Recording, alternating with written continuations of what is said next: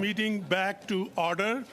Mr. Brunel-Desapp have 3 minutes left from his time, and it's my understanding that he's going to take a minute and he's going to share 2 minutes of his time with Mr. Morris. Mr. Brunel-Desapp, if that is correct, please go ahead for the remaining 1 minute. Oui, c'est super d'être par Zoom. Yes, it's just great to be here on Zoom. Sorry about my hairdo. So, very briefly, Minister. Hang on, let me connect. Est-ce que vous m'entendez? Can you hear me? Yes. Oui. Vous m'entendez? Yeah, I'm here. I can hear you. Okay. Okay, go ahead. Minister, you said at the last minute you had to set up this program. It was during the holidays and it was very difficult. 2 years ago, I proposed to your government an emergency stream to have with the IRCC whenever an international crisis would, a considerable international crisis would occur. That was never implemented. Had that been the case, you wouldn't be in this situation. You yourself said that your officials were looking into the possibility of implementing this. 2 years ago, I gave this to you as a turnkey idea. If we had done this, we would have had a much different approach. Are you going to implement an emergency stream at IRCC for international crises, yes or no? And if so, when? Minister, go ahead, please. Je peux pas spéculer si on aurait. I cannot speculate had we been able to act more quickly. I know that the crisis exists. It's in place. There are human beings who are devoted to that cell, Mr. Member. What our partners internationally have told us is that they were surprised at the speed with which we were able to implement this, especially during the holiday period. I know the effort that my deputy minister has made and the replacement made in order to make it possible to set up the system so quickly. Were they, Mr. Minister, Mr. Morris, over to you. Just 1 second. Were they surprised with what you obtained? Who they? Your international partners. Were they surprised? They're not surprised. They found this exceptional that we were able to implement this. And they are just as frustrated as we are that the results that they themselves were able to obtain on their other streams were not positive. But the reality is that this is an example, and it's an example to follow. The fact remains that this was not the success that we had hoped for. Thank you. The example to follow is that there are no results. I've turned the floor over to Mr. Morris. Thank you, Mr. Morris. You have only 20 seconds of his time, so go ahead, please. Well, Mr. Minister, I'm glad you got to hear directly from Palestinian Canadians whose families are in Gaza. Their frustration reflects that of folks in my community, including Hazim, who I mentioned we spoke about over a month ago. Brothers, sister, and mother remain in Gaza. Some have access codes, some don't, as well as Maha and Saja, whose mom, Rada, has a TRV. She still is not on the evacuation list. She's still not out. We have reports of other countries who have been successful.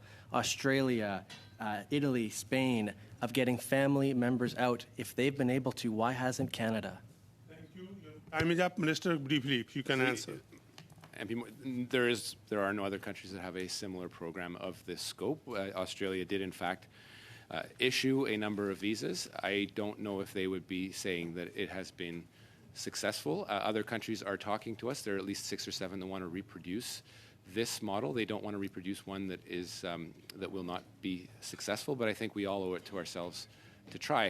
As you know, we have been able to extract folks on an ad hoc basis, but obviously not with the scope and ambition that we have wanted to, and for that, I don't think we can call this a success. International support and cooperation is key to this, and again, I can't reiterate enough how there are elements that are not within our control and are immensely frustrating. It doesn't mean that we have should stop trying. I knew when I put in place this measure that it may not be successful, but I thought it was Thank a you, good Minister. measure It's because been we needed to take the 7:30 risk now. because of the people behind us and the people expecting us to have a humanitarian response to a catastrophe. Thank you. We are already over a minute and a half. So I will go to Madam Kwan. Madam Kwan, you have 6 minutes. Please go ahead. Thank you, Mr. Chair. How many people crossed the Rafah border as a result of the government program? Just a straight-up number. Well, you'd have to clarify the question as a result of the codes or visas that they or applications that they have received, or because they thought they could get to Egypt and then have No, the benefit how of the many program. people managed to cross the border as a result of the government special immigration measure? So other than the ad hoc numbers that we have been able to get out individually, the number is 14. The ad hoc number, is it because of the government's program or because they cross on their own? So there are some people that were able to cross on their own by paying intermediaries. There are some that we have advocated for directly because of their medical conditions that were directly the result of the intervention of the So government how of Canada many- at the highest levels. How many people Canada brought across the border as a result of Canadian government's actions? Well, so, and I assume that by that you don't mean the. I don't mean the people who did it on their own. I mean the people who actually Madam Kwan, if had you the can let government's Minister speak. assistance. Honorable Minister. I know you're trying to complete my sentence, but that wasn't where I was going. There are obviously 839 Canadians and permanent residents that we were able to extract. But as a result of the special program that we have put in place, there are none through these lists that we have submitted to COGAT and Egyptian authorities that have been able to be extracted. Thank you. According to Thank that you, program. Minister. So none have actually come across. So the people who've come across so far, they've done it on their own. So the minister only says 14. Turns out, actually, through my work, from my office, we have 84 people on the list who's crossed on their own. Not because of the government's assistance. The media got a number of 110, but the minister only has 14. You wonder what is going on with the government when they can't even get that number right. Now, I want to actually ask the minister this question. Of the people that has gotten on this list, 986 of them, how many of them actually were issued a TRV from the government? Because of our inability to do biometrics and issue visas inside Gaza, they would have to have proceeded to Cairo, which they have not, to get the biometrics and then get the So corresponding none. TRV. So nobody's got a TRV. So then what about the people who managed to get across the border on their own without the government's help as part of this application process? Why haven't they gotten a TRV? ADM McIntyre can answer that question. Madam McIntyre, go ahead, please. So the number 14 is the number of TRVs that have been issued to individuals who've crossed the border and who have applications under the public policy. It is true that other individuals are crossing, and when they come to Cairo and make contact with our embassy, we are processing their applications. So 14 people got a TRV because they crossed on their own, but not one person through the government's programs being able to get a TRV. Okay, so we got that straight. So the minister said he submitted 300 names to GOCAC. So why only 300? 986 codes has been issued. What happened to the rest of them? Honorable Minister. Deputy Minister, please go ahead. So we submitted all of those 287 in terms of making sure that we have a complete family unit. Because if there are people who are applied, the 986 who are eligible, if there is one or two of them who are actually unable, we cannot confirm their identity, there is an eligibility or admissibility, we cannot tier or separate the families. So the one family unit has gone to them, and that is the number as it. And as we get more information, we keep on adding those numbers. And every week we send more numbers and more names to COGAT. So what is the reason why people are not getting their, or why are people getting the security blocked, the names that have been submitted? What is the Minister. reason that Israel or Egypt has provided to the government? If I was aware of that, I would not be able to provide you that information. Honorable Member. So far, nobody's gotten approval, and the minister can't say or is not aware of why they're all being blocked. Honorable Right? Minister. So we're not talking about all. There have been a list. There's been a list of well over 300 submitted to COGAT. Ideally, But how they many will has get been approved out of that 300? Well, because people need to exit and they need to get to Cairo to do their additional biometrics. There are none that have been, by virtue of the program, issued a TRV, but they require consent from both COGAT and the Egyptian authorities. How many has received consent out of the that 300? list, we have not had any success under the list. Not one. submitted. So, okay, so 300 names been submitted, not one has received consent, not one has received a TRV through this process. All right, and the minister wants to blame the NDP for their failure. Set that aside for a minute. For the family members who have died, waiting for their codes, to which I just spoke with a family member here who advised that at least 49 people have been killed as they wait for this process to proceed. Will they be refunded on their cost of their application? Honourable Minister. Sorry, just rephrase that question for a second. 49 people at least have been killed waiting for their application to be processed, waiting for their code. And because they've now been killed, will they be refunded for the cost of their application? Honourable Minister. I would assume that would be the case, yes. Honourable All right. Member. For the people who've crossed over to Egypt, who are waiting, how long does the minister expect the processing time to be for those individuals to get their TRVs to get out to Canada for to safety? You have 9 seconds to answer, Minister. Again, it's a limited subset, but I would expect once biometrics are completed, rather expeditiously. What's the average processing time? I think I'll defer to officials, but given the low numbers, it wouldn't be an accurate sample. Thank you very much, Honourable Member and Minister. Minister, thank you for staying over time. I appreciate that. I know you were going to leave at 6:30, but you accommodated 2 members. Thank you, and I'm going to suspend the meeting for a few seconds or minute before we start with the officials.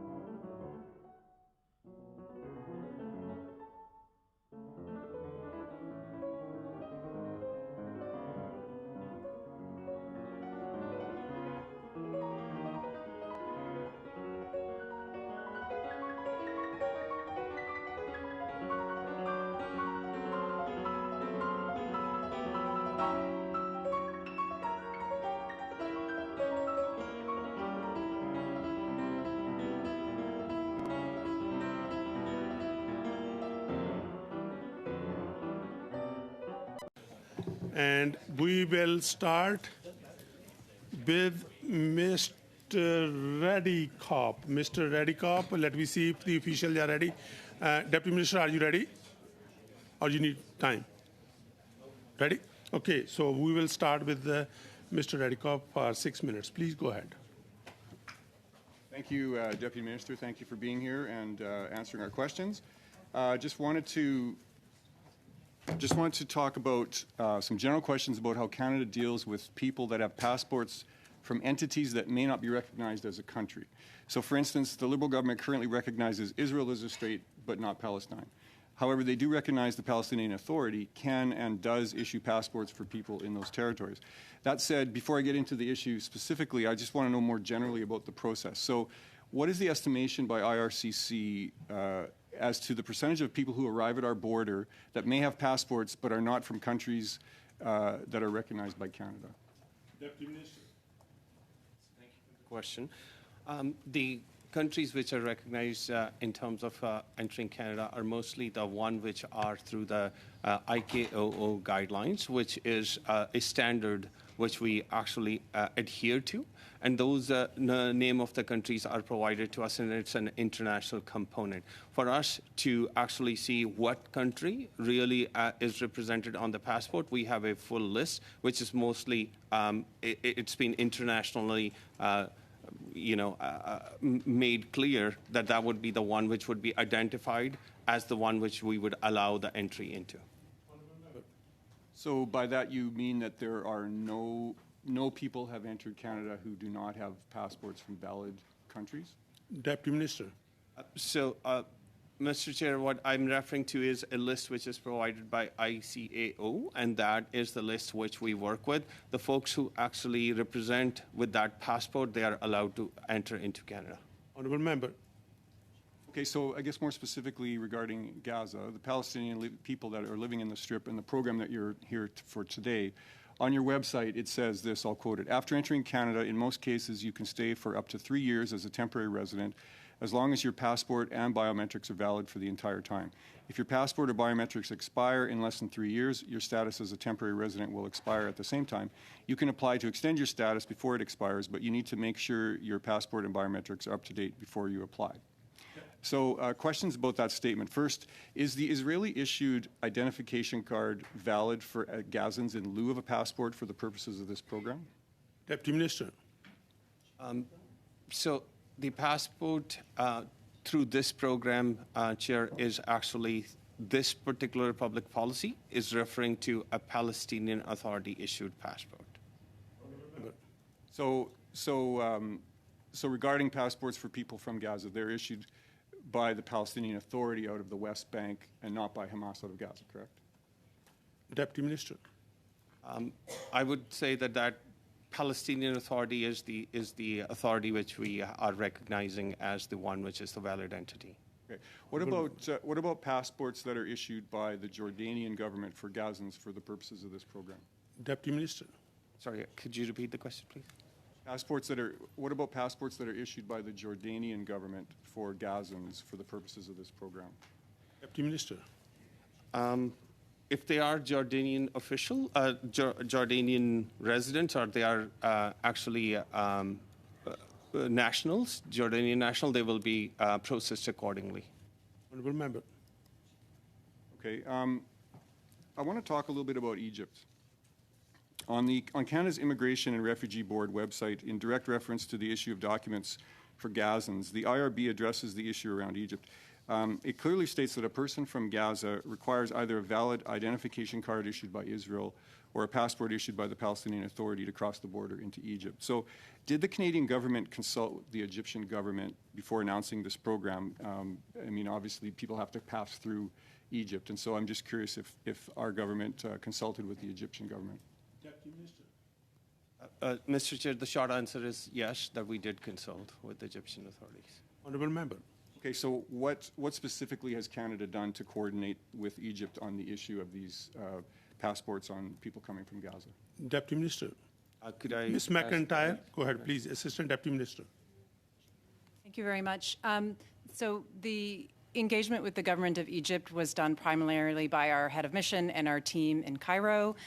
What we see often with Palestinians, and we saw this during, maybe I'll back up, IRCC has actually been very engaged in the departure of foreign national residents from Gaza as part of the assisted departure, because many Canadians had family members who were non-Canadian. And so what we saw in that context was often, because of the context in Gaza, people didn't have documents, including their passport, and the Egyptian government was issuing them a document at the airport. And our officers, when they're processing, they don't always need the document. We have lots of ways that we can verify folks' identity, including in conversations and interviews. And so we've been able to have good cooperation in that sense. Honourable Member. So the department has interviewed people then that come in without proper paperwork, and you're able to determine their identity. Assistant Deputy Minister. So when individuals, and we saw this, I'll just be very clear, most of the TRVs that have been issued to date are foreign nationals who came out of Gaza as part of the assisted departure. And we often saw that individuals did not have all of the documents. But as part of the immigration process, the processing, it includes interviews. And so individuals came to Cairo as part of assisted departure, and the IRCC team in Cairo, in parallel with the consular operation, set up an operation where we did interviews in person of family members when they arrived in Cairo. So yes. Question, Honourable Member. Can you tell me how many interviews have been done? Ms. McIntyre. I can tell you how many TRVs were issued. I would have to confirm because many families we may have done an interview of the parents, for example, but not the children. So that's not a data point I would have. But I think the data point on how many TRVs were issued is a good proxy for the number of interviews. So just as you don't have that, can you supply that information to the committee, the number of interviews that have been done for this program? Thank you very much, Honourable Member and Ms. McIntyre and Deputy Minister. So we'll go to Mr. Al-Khoury for 6 minutes. Please go ahead. Merci, Monsieur le Président. Thank you, Chair.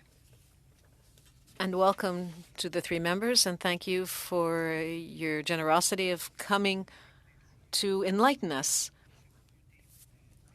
answering questions for this committee.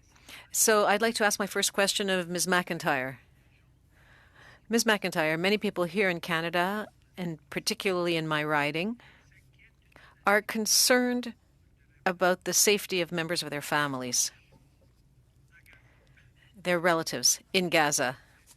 Capping the applications at 1,000 has led to significant concerns. Could you tell us what the objective of this cap was? Merci beaucoup pour la question. Thank you for the question. It's true that the government set a cap of 1,000 people, but as you heard just earlier, in the last week, Minister Miller has already said that he is very open to increase the cap if we can have a program in which we are able to successfully move people who are in the Gaza program across the Rafah border so that their applications can be completed. Could you tell us whether other similar measures also include caps? I apologize. Could you repeat the question? Will have a roof? En fait, on voit souvent. Well, we often see, and perhaps the Deputy Minister will intervene here, the cap is often used as a tool in our immigration programs. It is a way of properly managing a program. It is not unique to Gaza. And it's not unique to begin with one ceiling and then to shift it after the government has seen the level of interest that exists for a program. Member. La naissance de nombre, la création, la naissance de. The birth of that number, the creation of that number 1,000, what was it based on? Thank you for the question. It's a very good question. I think what the minister said earlier was that for the government, it's partly an art and partly a science. And in the case of Gaza, as the minister has already said, the government wanted to implement a program very quickly at the end of December.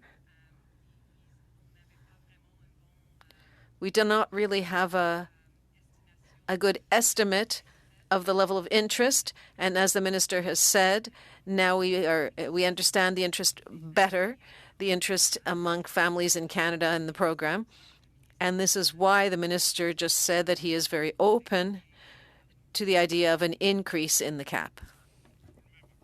Dans le cadre de mesures. When it comes to the measures that were announced, the people affected by this conflict, on both sides, Gaza or Israel, also have access to the settlement services financed by our government, the federal government. Can you explain the impact of this measure? Assistant Deputy Minister, go ahead, please. Merci. Thank you. It is true that people who will be part of this program will have access to the settlement services here in Canada, including language training, for example. Normally, for a temporary program, individuals would not have had access to these services, these settlement services. But the government made a decision in the case of Gaza that these people would have access, even if it's a temporary program. Honourable member. Madame, pourriez-vous nous dire Madam, could you tell us how these services will help them once these people arrive in Canada? How? In what way? Can you explain this? What hope is being given, be it financial or in terms of helping find housing? What impact will this have on people coming to Canada? Thank you. Thank you for the question.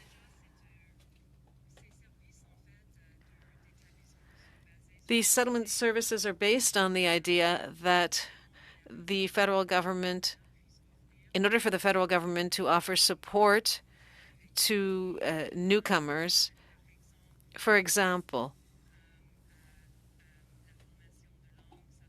for language training, there may be individuals who speak neither English or French. And so to be able to access language training, we find that this is a good way of offering support to newcomers so as to integrate into our country, even if it's temporary.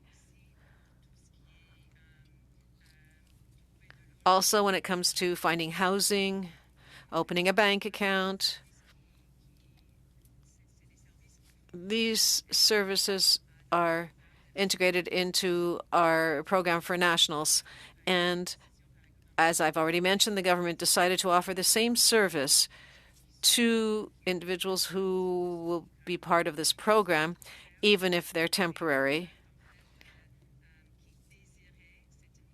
The impact desired was to have them integrate well during their stay in Canada. Thank you. Thank you very much, Mr. Elkori. So we will go to Mr. Bruno Desapp for 6 minutes. Please go ahead.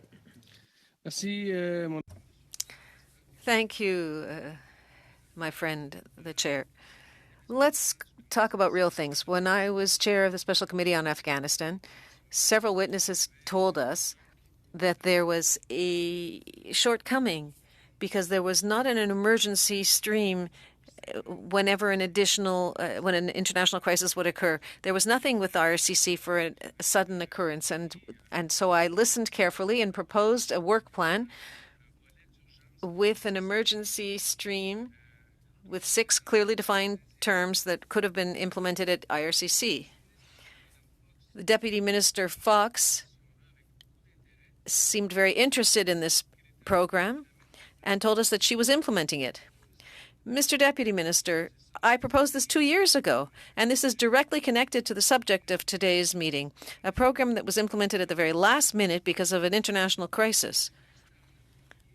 Nothing has been done, whereas you had everything in hand to do something. Could somebody explain to me whether, if there was any interest in this, where things are with that, and why has it not been implemented? Mr. Deputy Minister, perhaps you could answer my question. Please go ahead. Merci pour la question. Thank you for the question. I wanted to mention just in one, just a little bit of a background and then directly to your question. One of the key components in which we can help Canadians, their families, and others is through the public policy. And that's what we have utilized both in Gaza, in Sudan, and other situations. And this has been, and I must say, as you had suggested, the department is actually working on creating that imminent way how we can actually build a frame. And I would say that, Mr. Chair, that we are very advanced in putting together a crisis response framework. That would be something which would allow us to get the lessons learned from what we have seen in Afghanistan, what we are seeing right now in Gaza, and how do we create that standing capacity and the standing way of how we really get to the point quickly as soon as any of such situations arise. So your input and what we heard in the strategic immigration review, and also from all the other stakeholders, we are actually very much far ahead in creating that crisis response framework, which we will actually be able to use in any of these situations. Member. Merci, Monsieur le Président. Donc, Thank you, Chair. So I understand that it's advanced, but it has been 2 years since I proposed it. It was even in the recommendations of the Special Committee on Afghanistan's report. Now you're telling me that it has advanced. It has moved forward. Now you know I'm capable of cooperation and collaboration in the future. That's why I propose things. But when so much time has gone by, I don't understand why it hasn't been implemented. But if you're telling me that it has moved forward in terms of the implementation of an emergency stream, when you're saying advance or move forward, do you have a specific time at which this program will be implemented, this emergency stream? Go ahead. Merci encore pour la question. Thank you again for the question. I want to mention very clearly is there are a couple of steps, but we are very advanced with the crisis response framework. What we will probably have a very clear idea is that before, and I'm going to be very specific, Mr. Chair, that by fall we should be able to get all the crisis response framework together. There are a couple of steps which we will have to do in terms of creating a standing capacity, and which we are already working on. We have a small team already working on that one, and making sure that we have some way of separating a part of our budget for an immediate action and a situation where we can go to the central agencies to seek more when we need it, if the operation has to be bigger. So I can assure you, Chair, that we are working towards a clearer timelines, which would be as early as fall, to have the crisis response framework in place, and then the capacity subsequently. Honourable Member. bon, ben, merci beaucoup. Thank you. It would have been a worthwhile collaboration. So you're telling me that it will happen by the fall? I believe you and trust you, and I hope that you will credit the Bloc Québécois with this excellent idea, which will assist so many people in the future. Now, to date, the Canadian government has only given codes to applicants to begin the security control process, the multi-stage process. This was necessary to cross the Rafah border in Egypt. Could you explain which Gazan authorities have to deal with, authorize the members of the extended family to leave the Gaza Strip? Mr. Chair, is a common platform with Israel and Egypt, where we have been able to really pull together all the information which is based on the delivery of codes and the applications which come to us. We have prepared a list which we work with the COGAT, and COGAT is an authority which is capable of making sure or allowing the folks in the Gaza to come out, and we need their okay for an exit. So that is the authority with which we are working with. Our head of mission in Egypt, in Cairo, our head of mission in Tel Aviv, they have all been corresponding and working closely with them to make sure that this happens. Thank you very much. Thank you, Mr. Bruno de Sapp. C'est fini? OK, merci. Thank you. And we will go to Madam Kwan. Madam Kwan, go ahead for 6 minutes, please. Yeah, thank you very much, Mr. Chair. I just want to point out the differential treatment. Both the minister and officials have just said that a cap had to be put in place because the government does not know how many people would utilize this program. But yet for the Ukrainian initiative for Kuwait, there was no cap. And the government didn't know how many people would utilize that program. Why the differential treatment? Deputy Minister, please go ahead.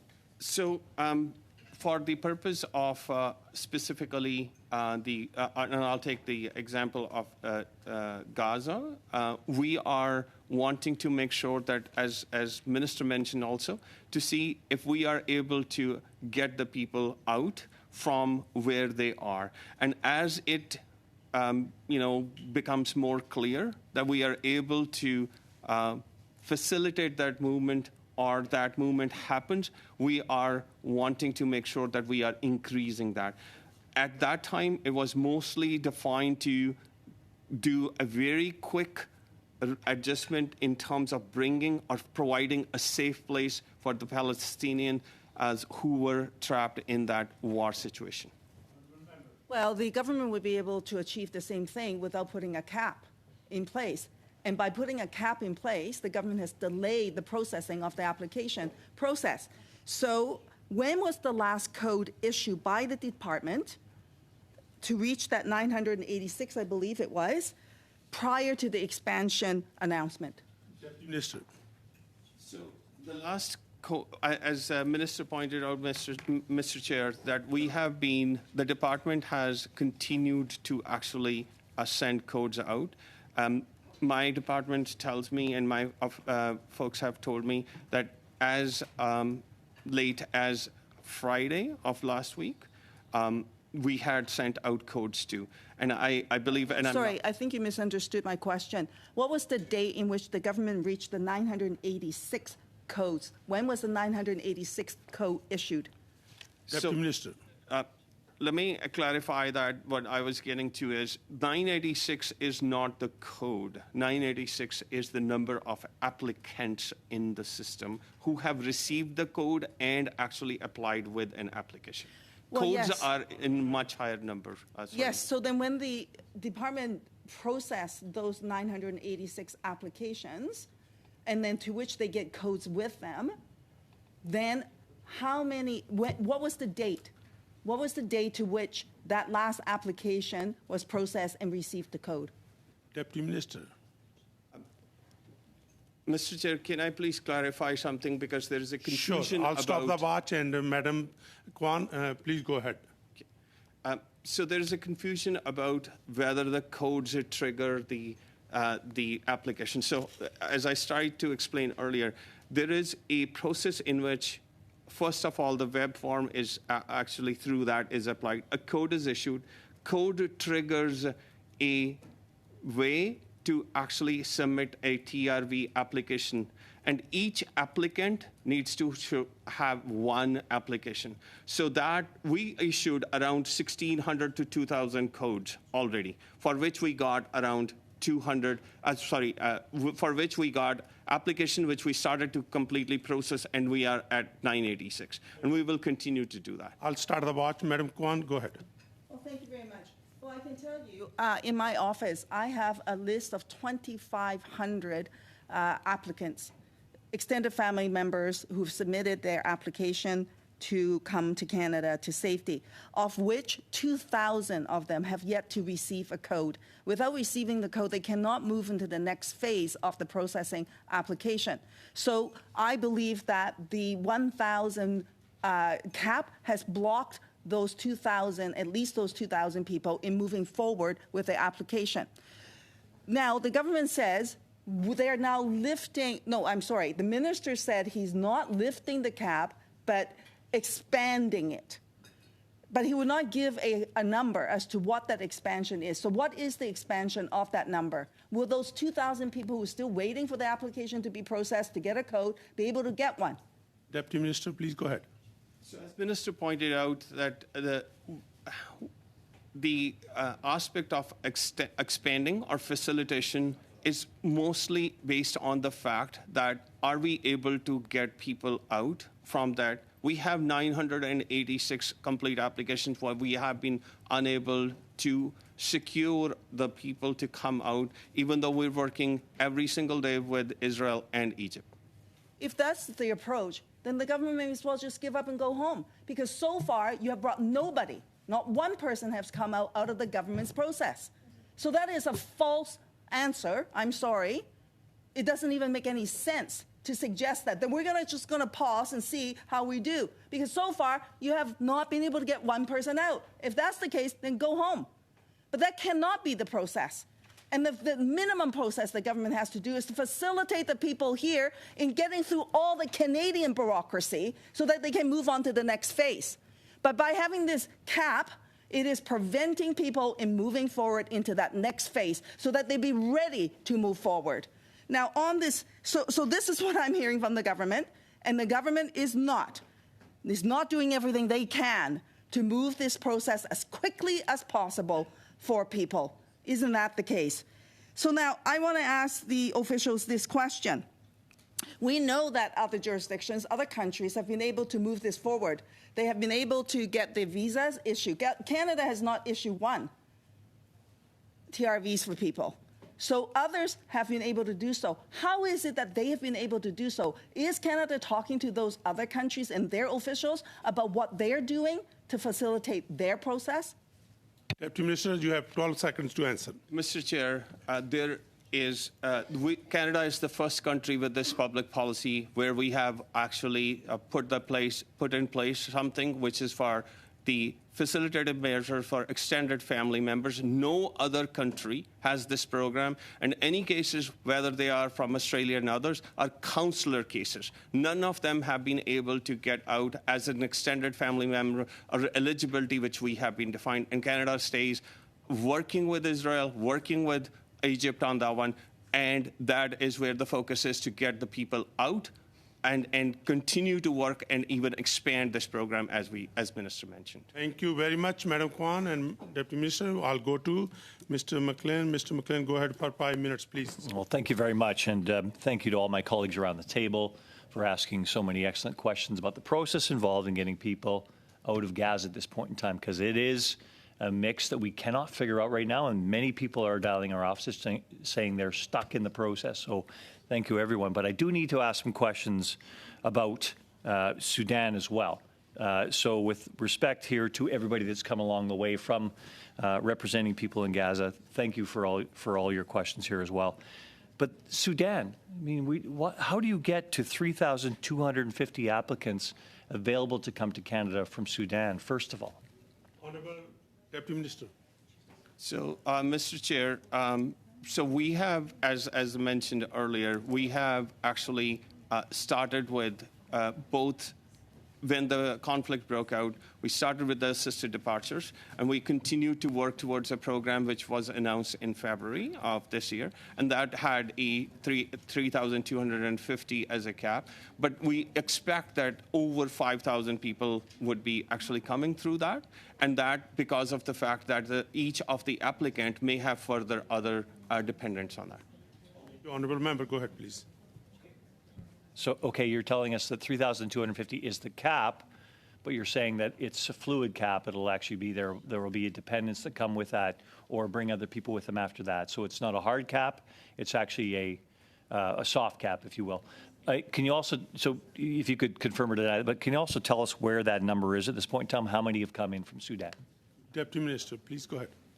So just to make sure that this was captured rightly, 3,250 is the number of applications. That is the cap. The number of people who can come under each application could be more, and that is why I'm saying around more than 5,000 could be actually. I have also the number in terms of what is the Sudan, how many applications which we have received as such. If you want, I would be able to explain it to you, sir, right now. Number?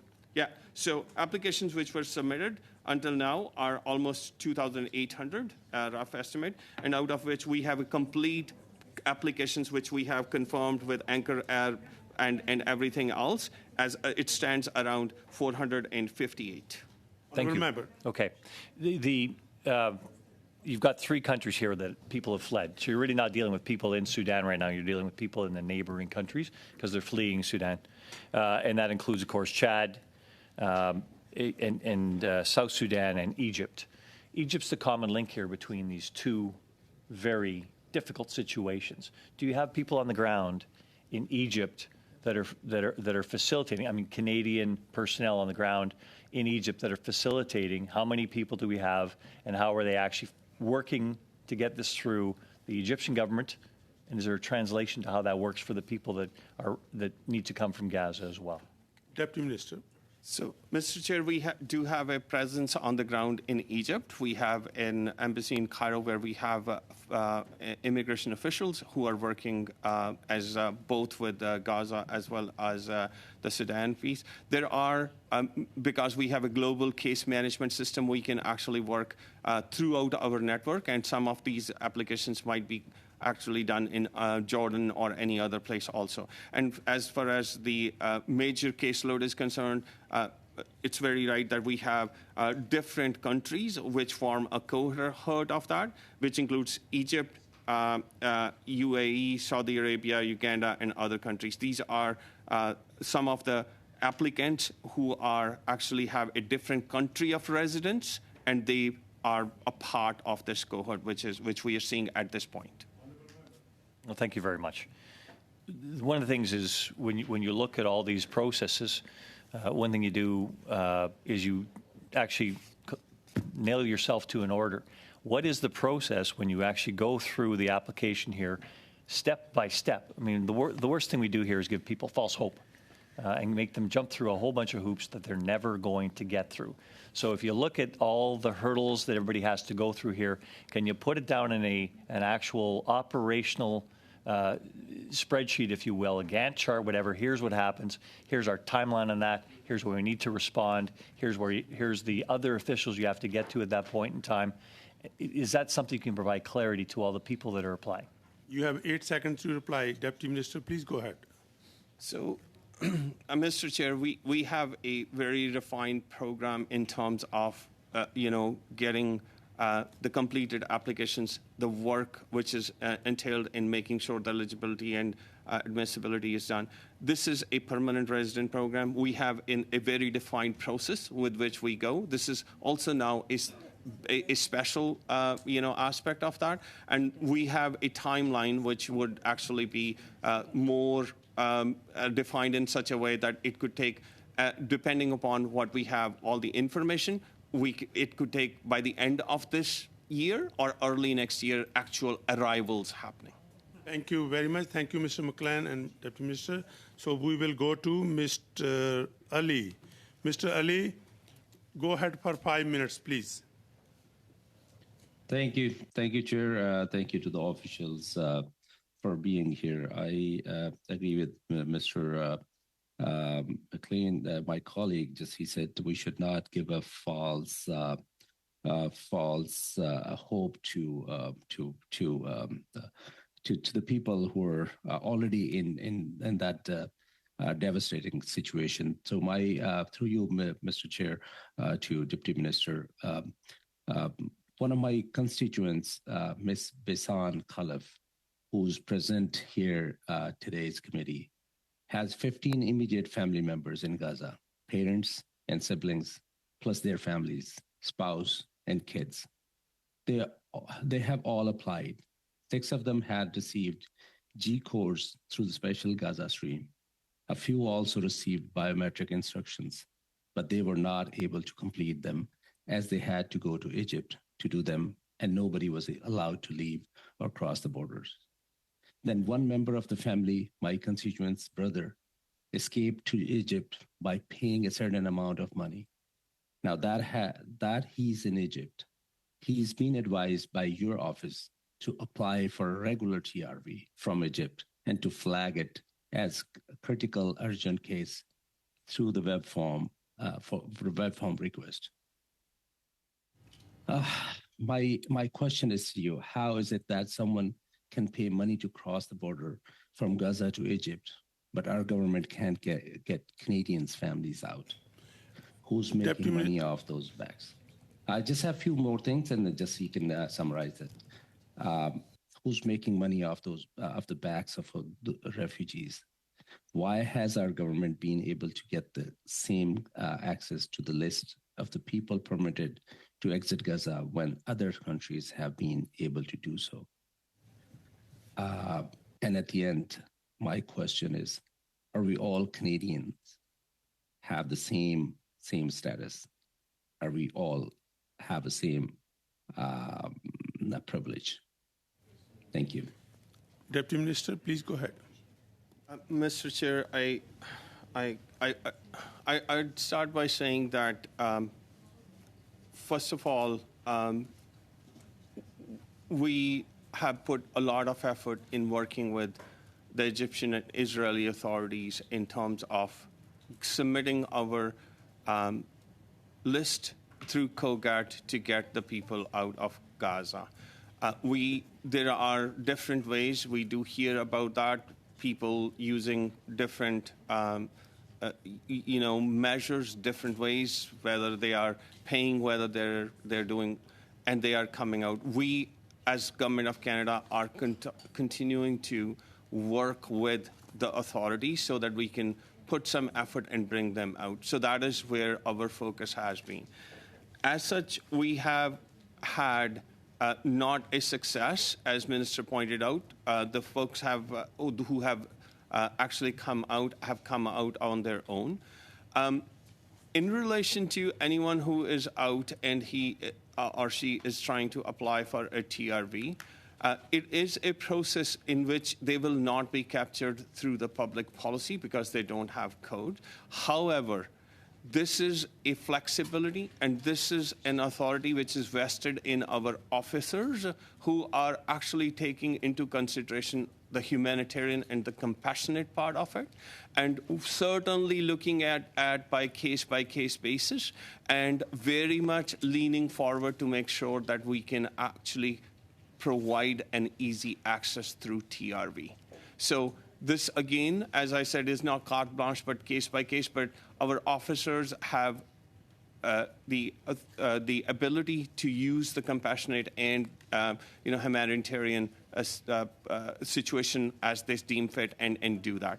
And finally, to your point, as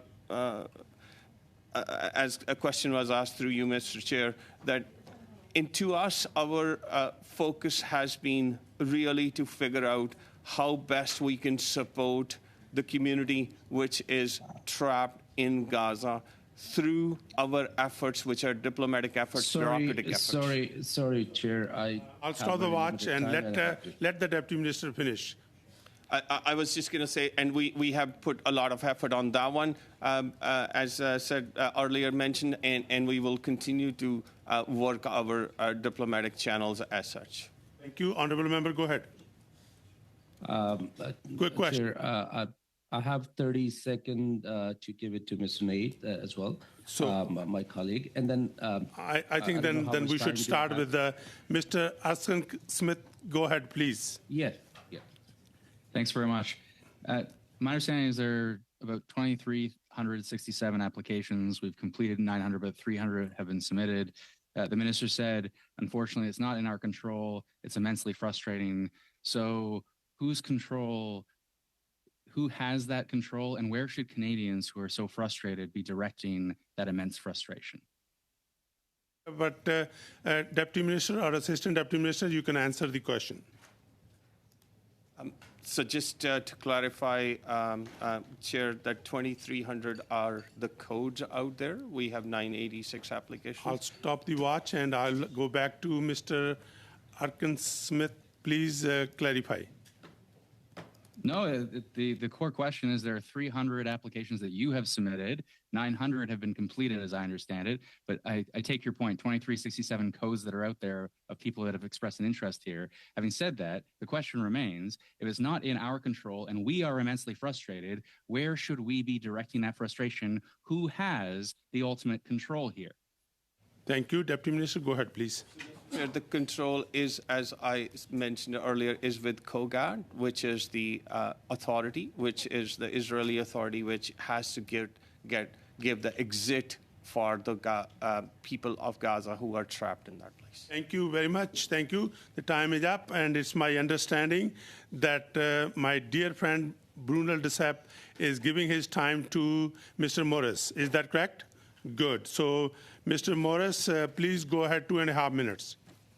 Merci encore, Monsieur Brunel de Sepp. Thank you again, Mr. Brunel de Sepp. Deputy Minister, appreciate you being here. I'd encourage you, if you have a chance, to stick around afterwards to hear from some of the Palestinian Canadians in this room who, to your claim of other countries not being successful of having folks get out of Gaza, have, in my view, some pretty strong evidence that that's not the case. I'd encourage you to hear from them directly. I'd like to follow up on a mother of Maha and Saja from my community. I provided a letter to the minister about their case back on February 12th, again on February 27th. She has a TRV already. My question to the minister, my question to you, why is it that she's not been able to get out with a TRV already? Honorable Deputy Minister, go ahead, please. So, Mr. Chair, the TRV, if the person has a TRV and they are outside of Gaza, for TRV to, sorry, I'll just, yeah, I just want to make sure that I'm understanding the question. The TRV, which is in Gaza, is probably not through the public policy. It is, they have a TRV as such. Honorable Member, is that the intention? It's a temporary resident visa So, issued by the Government of Canada Yes, with confirmation from IRCC officials already. Yep. I'd just like to understand, is it, as you just responded to my colleague, Mr. Ernest Smith, that we need to get her onto the COGAT list, that she need to get onto an evacuation list?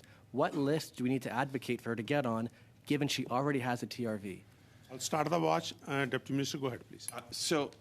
The COGAT list, to very clearly point out, is the one which is under public policy. But however, the work has to be done through the Israeli authorities to actually allow her to come out and be here.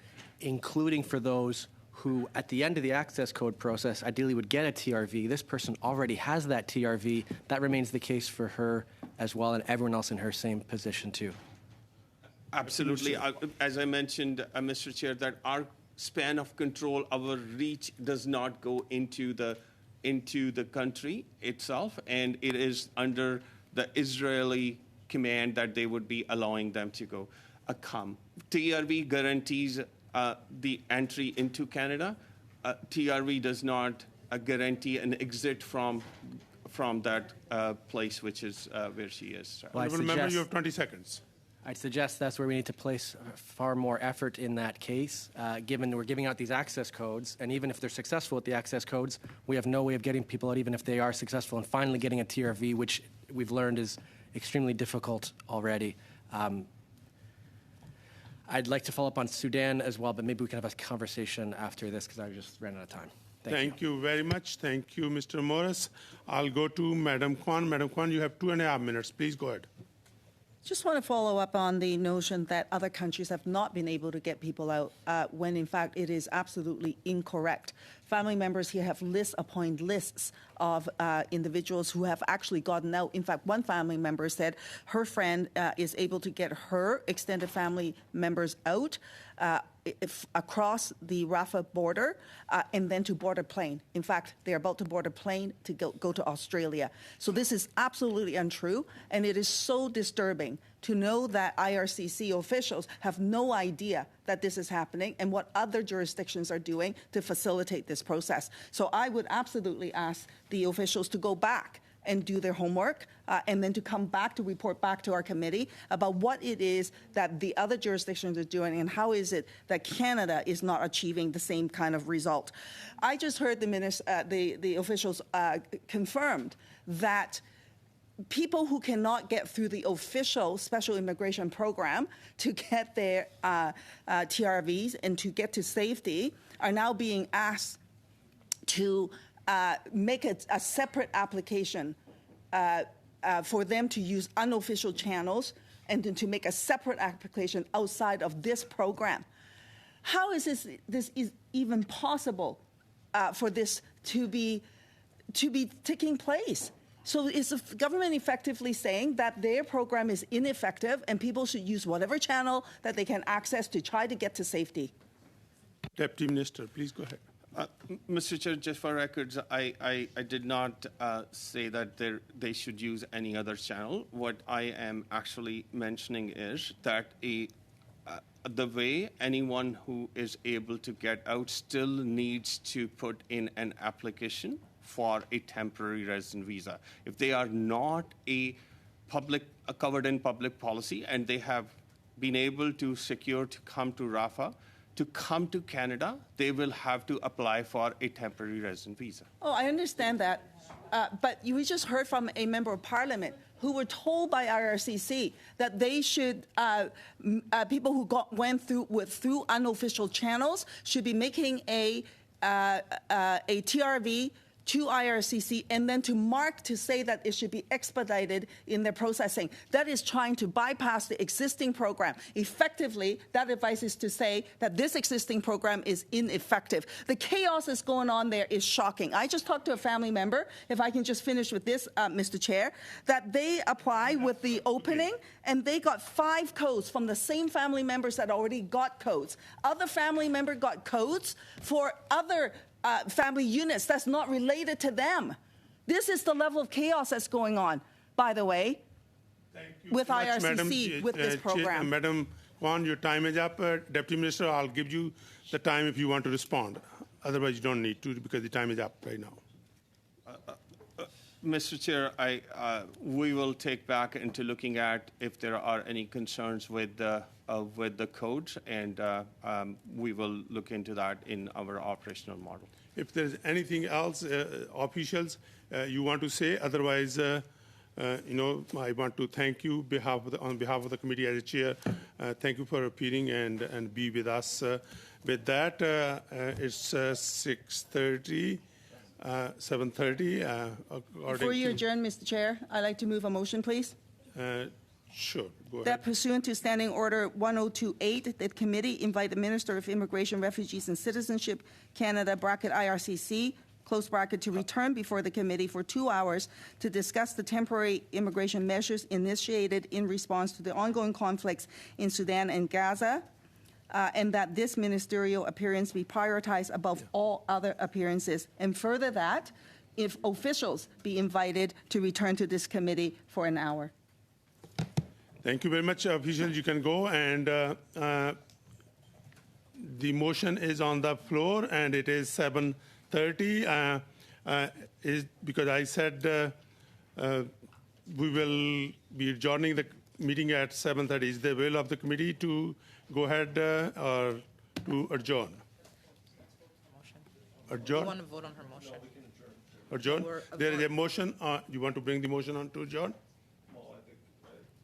Sorry, Chair, isn't you need permission to go beyond the 7:30? Do we have the resources to continue? We do have